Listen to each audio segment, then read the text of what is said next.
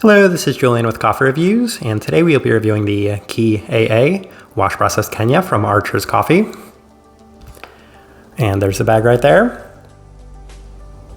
And Archer's, based out of Sharjah, United Arab Emirates. And this is part 3 of our 4-part Archer series, and the 3rd time Archer's has appeared on this channel, as they were originally a suggestion to us by Dan. So once again, shout out to and thank you to Dan for the suggestion. And when we were picking out coffees for this series, I was actually really impressed with Archer's Kenyan offerings and opted for this one as we had reviewed a Key AA coffee from Passenger earlier this year. And this felt like a great opportunity to compare and contrast Archer's with one of my favorite coffee roasters in the entire world. Looking forward to discussing it, as this right here is day 36. And recipe we went with for this coffee was our standard recipe, a 16:1 water to coffee ratio, brewed at 96 degrees Celsius, about 205 degrees Fahrenheit. And I honestly didn't have a preference in terms of brew method. If I had to pick one, maybe a very slight preference towards the Chemex, but they were equally as good with this coffee. Now, roast profile for this one, I think the best comparison I have is for the Key AA we had reviewed from Passenger, and that was a pretty light coffee. This one is also light. If anything, I would say maybe it's slightly lighter than that one, as the profiles were pretty close, but Archer's coffees in general have been on the lighter side of things, so I think that's kind of the best way to go with for this profile. With that out of the way, let's go ahead and start discussing this coffee.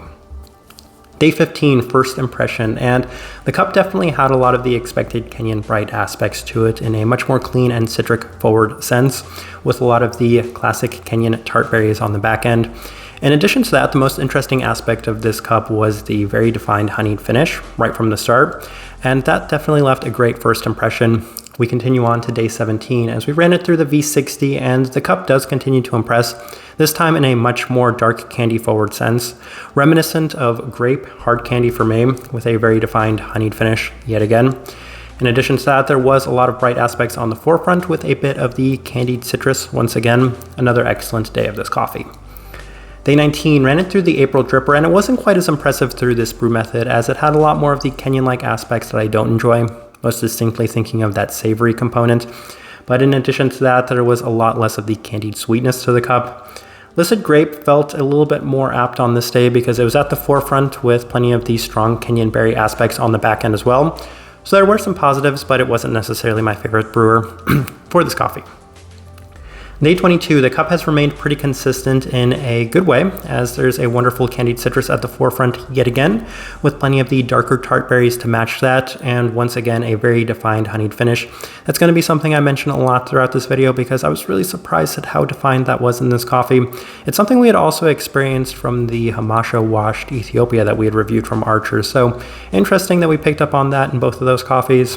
We continue on to day 24 as we ran it back through the Chemex, and this day had a wonderfully bright crispness to the cup. It continues to have a lot of those bright berry aspects to it in a clean and sweeter manner. Cup continues to taste like darker hard candy with, yet again, that lovely honeyed finish. Day 27, much more in line with the listed grape that they had on here, as once again it was in the darker candy sense, as there were a lot of the grape components to it. And that's the biggest trade-off I noticed, was when I was brewing it through the V60, it felt a little bit more skewed towards that darker hard candy. And when it was brewed through the Chemex, it just had a little bit more clarity to it in general, maybe a little bit more of the candied tart berries as well as candied citrus. Nonetheless, it was really nice in both brew methods, as the cup continues to remain clean and sweet, as well as a lot of bright aspects. Day 30, interestingly, the cup started leaning a little bit more heavy into the honeyed direction, and that's a theme I've picked up on the day 30 mark going forward, as it became the most dominant factor from start to finish. Brightness is still present, and the listed guava that they had on here felt most apt at this time, as there's a slight tropical citric component to the cup and a little bit less of the candied component all around. So nice day on this one as well. It is skewing in a direction that isn't necessarily my favorite, as on day 32, ran it back through the Chemex, and once again it does have a lot of the long-lasting honey components to it. But once again, the candied citrus brightness is at the forefront, with a lot of the darker berry, grape, and tart berry aspects at the forefront as well. So really nice cup, really enjoyed it all the way through, and it's still very nice here on day 36. All right, let's go ahead and put up the tasting wheel so you can see what we're getting. And we have quite a few level 4s, so we will start with the finish at a level 4, and Typically, I don't have too much to say when it comes to the finish for Kenyan coffees, but this one right here, instead of having maybe an overly savory or overly bright finish to it, it actually had a lot more of the honey finish to it, which was so interesting, something I mentioned a lot throughout this review. And that kind of took it in a different direction.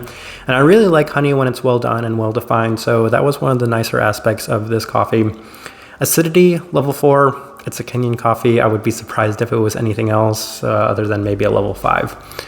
Florality, level 4, and it's interesting given just how strong the floral honey component was in this coffee, but I think maybe the only reason it didn't reach that level 5 mark was because it wasn't quite as pronounced as it was in the washed Ethiopian coffee that we had reviewed from Archer's. Even then, it definitely justified that level 4, if not the higher side of level 4, very pronounced honey component within this one. Berry fruit, level 4. Yes, classic Kenyan in that sense, as there were so many of the tart berries and they were in more of that candied sense. Really enjoyed that part. That's always going to be a selling point to me on Kenyan coffees when they come out a little bit more of the candied berry component. Citrus, level 4. Yeah, I actually don't mind that. In addition to it being candied at times, it also felt a little bit more of a tropical citrus too. And given that it was just sweeter in general, that's always going to be a selling point to me. If any of these are on the sweeter side of things, the berries, the citrus, and the stone fruit, while still maintaining great clarity, I'm really going to enjoy all of those fruit aspects. And then that leads us right into that, the cleanliness, level 4. And that's always going to be a big deal, and that's why I waited to talk about it, because anytime a Kenyan coffee does reach that level 4 mark, then I really do tend to enjoy them in general. Typically, I reserve that for Kenyan coffees that don't have too much of the savory aspect, and this one didn't have a whole lot of it, so that's why I felt justified putting it at that level 4. But in addition to that, given just how defined that honey aspect was within this coffee, if anything, I could say it was on the higher side of the level 4. One of the cleaner Kenyan coffees I've reviewed pretty much ever on this channel, so massive credit to Archer's for that. And then we have the sweetness at a level 4 as well, and that's the other thing that's big when it comes to Kenyan coffees is if they come out a lot more on the sweet side of things, typically that means a lot more candied, then I'm going to be a big fan of those Kenyan coffees, so having both those things reach a level 4 is a pretty big deal for me. We have a couple of level 3s. We'll start with the bitterness level 3, and that's going to be the citric component to it. At times, it can be a little bitter in terms of like a lemon component to it, but not necessarily anything that's worth noting too much.